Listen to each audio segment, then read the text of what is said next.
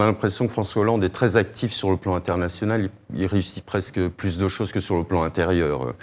Mais on verra notamment à l'occasion de ce voyage en Israël, un petit détour par Ramallah également, s'il peut changer quelque chose. Est-ce que la France a un poids sur ce dossier? Est-ce qu'on peut attendre un résultat de cette visite?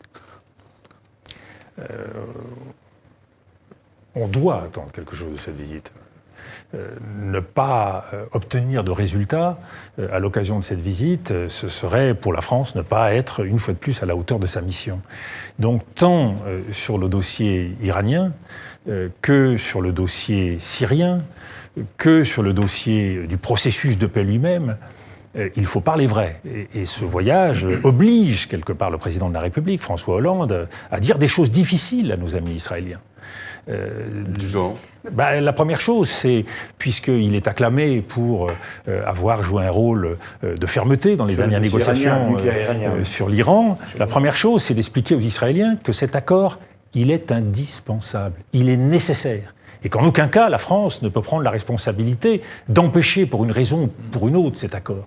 Que nous soyons fermes, que nous soyons sérieux, bien sûr. Bien sûr qu'il faut être exigeant, il faut obtenir le meilleur accord possible. Mais le monde a besoin d'un accord, le Moyen-Orient a besoin d'un accord. Et cet accord, il est aujourd'hui possible. Pourquoi?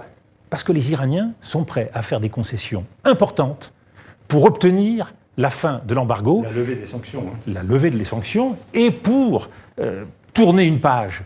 L'élection du président Rouhani l'a clairement montré, il y a une aspiration à quelque chose de nouveau. Mais ne nous y trompons pas. Fermer la porte aujourd'hui à un accord, ce serait prendre le risque, durablement, d'une nouvelle crise dans cette région.